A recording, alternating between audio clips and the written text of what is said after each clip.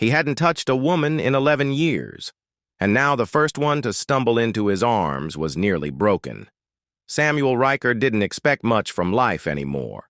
He lived quiet, alone up in those dusty New Mexico hills with nothing but the wind and the weight of memories he never spoke of.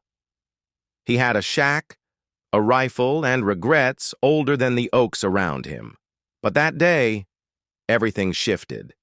She came staggering out of the tree line like death was hunting her shadow, barefoot, filthy, barely wrapped in a strip of faded cloth that might have once been a dress. Her arms were scraped raw. Her lips were split. Her eyes, well, they looked like they'd witnessed things no soul should ever bear. She collapsed right in front of him. No scream, no name, just two faint words as she clutched that ragged fabric to her chest. Please don't. He froze. She wasn't bleeding much on the outside, but her body shivered like she'd crawled out of a burning barn. He stepped closer. She flinched, but didn't retreat. That's when the cloth slipped just enough, and what he saw made his stomach turn. Her back looked like someone had tried to brand her with cruelty and fire. Burns, welts, twisted scars, and marks that didn't belong on skin. Symbols, letters, like someone carved their name into her pain. Samuel staggered back. It wasn't the blood. It wasn't the wounds. It was the way she folded into herself like she'd learned how to vanish. And for a moment, all he could see was Georgia. The war. The girl he couldn't save. The one who looked at him with the same hollow stare. He'd walked away once. He'd vowed never again. He took off his coat, slow and steady, and wrapped it around her like a vow. No words, no questions, just action. Then he lifted her and carried her away from whatever hell she'd come from. And for the first time in years, he felt alive. He thought the worst had passed. He had no clue the true storm was only beginning. The shack was warm, but up in those hills the night air still carried a bite. It wasn't freezing, but after what she'd endured, even a summer breeze might have felt like ice on her skin. He set her gently on the old cot by the far wall. She didn't speak, didn't even try to cover herself more than she already was, just curled into herself, clutching that coat like it was stitched from safety. Samuel didn't press.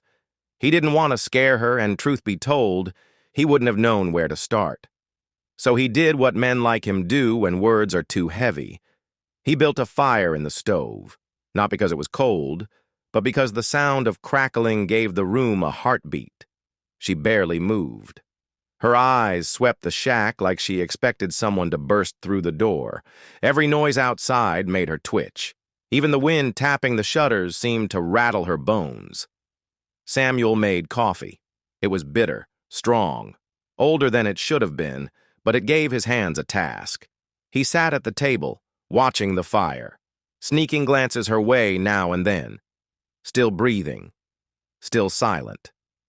But something in the way she clung to that coat told him she hadn't quit completely. Later that night, she stirred faintly. Her head turned, her eyes caught his for a breath. No words, no emotion, just connection. A flicker of something human buried under layers of hurt. He nodded like a man who'd been in trenches before and knew when silence was best. She turned back to the wall. The next morning, she whispered her first word. Water. He handed her a cup. Slow. Careful. No sharp moves. She drank in silence, then looked at him a little longer. And that look, it didn't ask for help. It didn't thank him. It said one thing. I'm still here. What Samuel didn't know yet was this. That single word, that sip of water, would set off a chain of events. No fire, no rifle, and no silence could ever stop. She didn't talk much that day. Just short answers, nods, careful glances, like she was still testing if he was real or just another cruel trick. But later that afternoon, while he was shaping a broken chair leg out on the porch, she stepped outside and sat beside him. Didn't speak at first, just stared into the trees. Then, like muttering to herself, she said it. They used to make me polish their boots. Samuel kept carving, didn't flinch, just nodded. Slow. Anna kept going. Said there was a camp not far off. Not on any map. A place where they worked people to the bone and punished those who faltered. She'd tried running twice. First time, they broke her nose. Second time, they carved her back like rawhide. He didn't ask how she made it out the third time. He figured that was a tale for another day. But just as the sun dipped behind the pines, Samuel heard something that froze him cold. Hoofbeats, fast, climbing the ridge road. He rose, grabbed his rifle, motioned Anna inside. She froze, then moved like she'd practiced for this moment. The man who rode up didn't look like a ranch hand. He looked like a banker who lost his shirt and blamed the world. Fancy vest, greasy mustache, cruelty in his eyes. He called her by name. "Anna Lane, you got one chance to come back quiet." Samuel stepped down off the porch. "She's not going anywhere," the man sneered. "Ain't up to you, old man." Samuel cocked the rifle. Not aimed. Just enough to remind him this wasn't town. This was his ground. The man didn't draw, just spat in the dirt, turned his horse, and rode off. But the look in his eyes on the way out said one thing clear. He'd return. And he wouldn't be alone.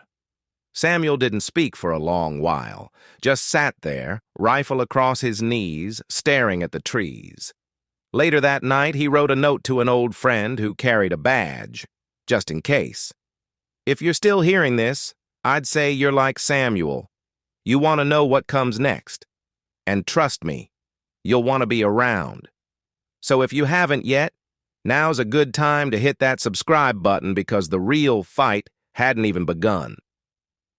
3 days passed. Quiet ones. But the kind of quiet that ain't peaceful. The kind where even the wind feels like it's holding its breath. Samuel stayed close. He didn't say it, but Anna knew he was keeping watch. He didn't chop wood, didn't check traps, just cleaned that rifle like it was church morning and the world was about to burn. Then it came. Late afternoon, the air went still. No birds, no bugs, just hooves and dust on the ridge. 3 riders, not ranchers, not law. They rode like men who never asked permission. Samuel stood in the doorway, Anna behind him, holding her breath. One of them was the same man from days before. This time, he didn't come to talk. He barked, "Step aside, old man!" Samuel didn't move. The second rider shifted, hand too close to his belt. Samuel didn't wait. He fired. The man yelped, dropped like grain spilling, leg bleeding bad. The others froze. Didn't flee, but didn't act. Then another voice cut through. Calm, steady, worn like leather. "I'd think real hard about your next move." From the tree line, a man stepped out. Badge on his chest, rifle slung low. Caleb Boone, Samuel's old war brother. Now sheriff of the whole territory. Caleb stared them down. "This here's my jurisdiction, and she's under my protection now." The wounded one groaned. His friend cursed, but none reached for steel. They left slow, but they left. Later, Samuel asked Caleb how he knew to come. Caleb grinned. "You send a note that smells like smoke and regret. I figure it's serious. And if you think that's the last time these men will cross paths, you best stick around. 'Cause some stories don't end in gunfire. They begin there." The dust settled. The shack was quiet again, but not like before. Not heavy, not haunted. Quiet in a way that let a man hear his own breathing without hating it. Anna didn't hide anymore. She still twitched at loud sounds, still woke sweating some nights, But now she sat at the table in the mornings. She drank her coffee slow. She helped gather kindling, asked about the stove. Small things. But small things mean a lot when you've crawled back from the edge. Samuel noticed, too, the way she looked longer out the window each day, the way she once laughed. Barely a breath, but it was there. And he didn't know what to do with it. He wasn't sure if he was healing her or she was healing him. Maybe it didn't matter. One evening, she brought in a basket of wildflowers and set them on the sill. He didn't say a word, but the next morning, he swept the porch clean for the first time in years. They didn't speak of love, didn't name it anything at all. But one night, over stew and black coffee, she asked, "You ever think some folks ain't here to save others, but to give them room to save themselves?" Samuel didn't answer, just nodded, because if he spoke, the wrong words might come out. And that's how it went. Two people, a shack, a slow mending that didn't need permission or explanation. But here's the question. How many Annas are still out there? How many Samuels sit alone thinking their story's over? Sometimes all it takes is one choice, one mercy, one moment of not walking away. So let me ask you this. Who are you in this story? Are you the one running, or the one who stays and opens the door? If this story meant something, give it a like. Maybe share it. Maybe let it linger. And if you want to hear more stories like this, real ones, rough ones, the kind that don't leave you, hit that subscribe button. 'Cause out here in the frontier, stories don't end. They just keep riding.